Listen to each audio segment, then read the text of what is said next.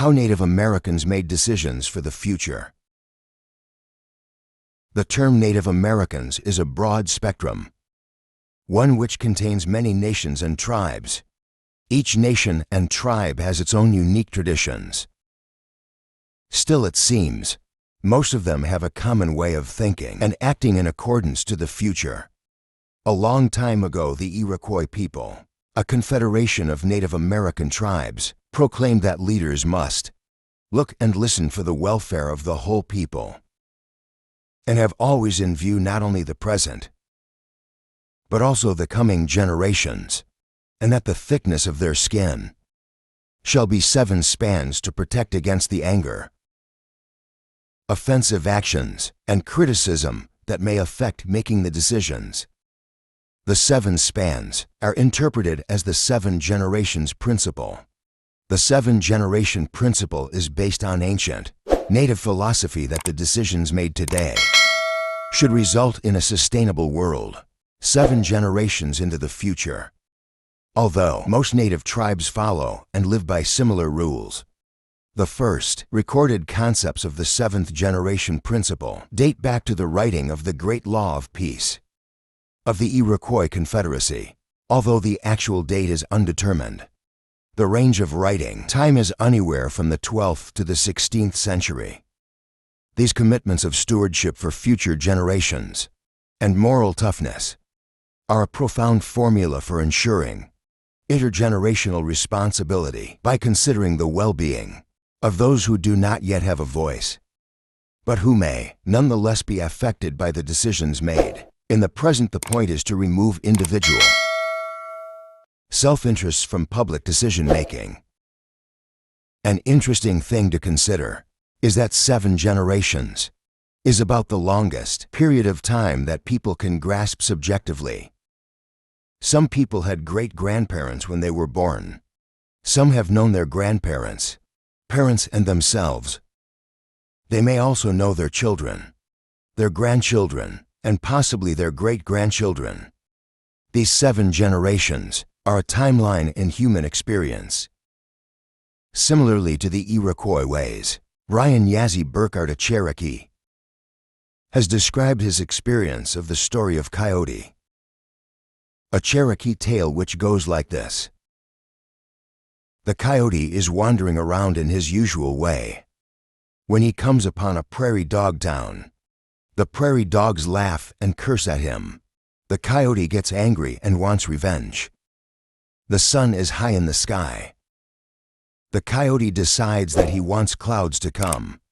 He is starting to hate the prairie dogs, and so thinks about rain. Just then a cloud appears. The coyote says, "I wish it would rain on me." And that is what happened. The coyote says, "I wish there were rain at my feet." And that is what happened. "I want the rain up to my knees." The coyote says, and that is what happened. "I want the rain up to my waist." He then says, and that is what happened. Eventually the entire land is flooded. The coyote's mistake is not letting what is right guide his actions, but instead acting entirely on his own motivations. This is a reminder that one must be careful about what one desires, and must keep in mind the things around us and how we relate to them. He describes this as the principle of relatedness. On the other hand, there is a Lakota phrase, Mataku o Yasinis. It reflects the world view held by the Lakota people. This concept and phrase is expressed in many Yank Tunsu prayers as well as by ceremonial people in other Lakota communities. The phrase translates in English as all my relatives. We are all related, or all my relations. It is a concept of harmony with all forms of life, other people, animals, birds, insects, trees and plants, and even rocks, rivers, mountains, and valleys. Among the Hopi people, there is a concept known as Hopi Vatsquani, translating roughly to the Hopi path of life. It entails behaving with a peaceful goal, cooperation, humility, and respect. Hopi philosophy teaches that life is a journey, to be lived harmoniously with a natural world. The Hopi believe that following their way of life will lead to positive outcomes, not only in interpersonal relationships, but also in interactions with nature. For example, ensuring sufficient rainfall and a good harvest. Perhaps the most important aspect of Native cosmic visions is the concept of creation as a living process, resulting in a living universe in which a connection exists between all things. Thus, the creators are our family, our grandparents or parents, and all of their creations are children who, of necessity, are also our relations. Juan Matus, a Yaqui shaman, in Carlos Castaneda's book, Journey to Ixtlan, captures very well the attitude of many Native people. He says you don't eat 5 quail. You eat 1.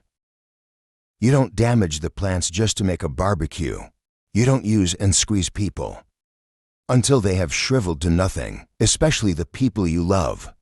This kind of attitude is found over and over again in the traditions of Native people. Native Americans believe that useful knowledge can be acquired through individual experience, which is valid to that space and time. The method of interacting with the environment is never made fixed, and instead is carried through generations, who continuously revise it and add to it.